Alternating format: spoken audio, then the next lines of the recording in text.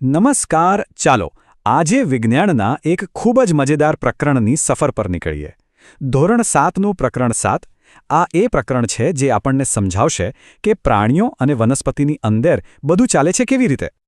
તો ચાલો આ રહસ્ય પરથી પડદો ઉઠાવીએ. જુઓ, દરેક સજીવ એકદમ જટિલ મશીન જેવું છે, ખરું ને?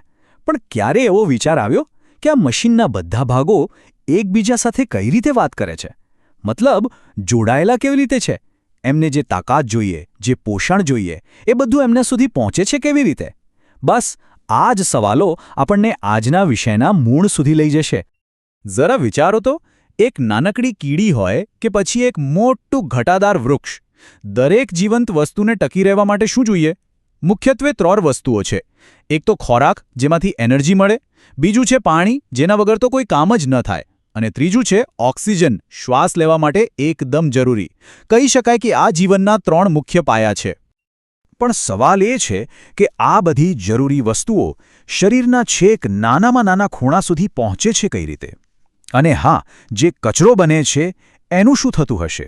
બસ અહીં જ જરૂર પડે છે એક સુપરફાસ્ટ અને સુપર એફિશિયન્ટ સિસ્ટમની.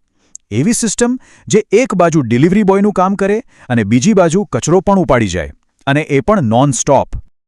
તો પ્રાણીઓમાં આ સમસ્યાનો ઉકેલ શું છે? એ છે પરિવહન તંત્ર. જરા કલ્પના કરો, આપણા શરીરની અંદર જાણે કે એક મોટું શહેર વસેલું છે.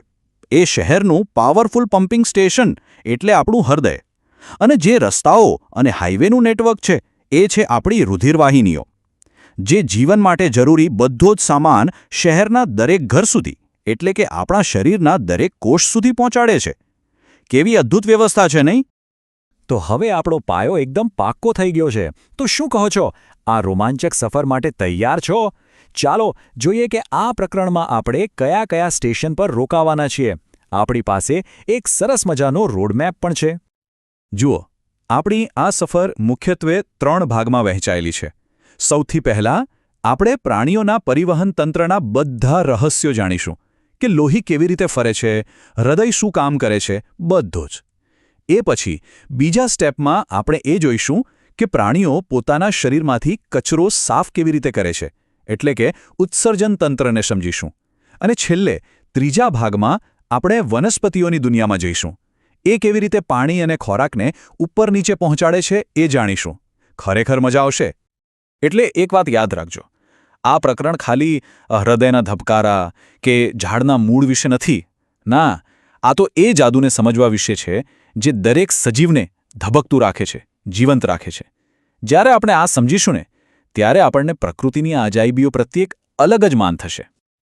તો ચાલો હવે તૈયાર થઈ જાઓ જીવનની આ અદ્ભુત યાત્રાને સમજવા માટે. આ એક એવી સફર છે જે આપણને જીવંત સૃષ્ટિની અંદરની એ દુનિયામાં લઈ જશે જે દેખાતી નથી પણ બધું જ ચલાવે છે. ચાલો સાથે મળીને આ જ્ઞાનના મહાસાગરમાં એક ડૂબકી લગાવીએ.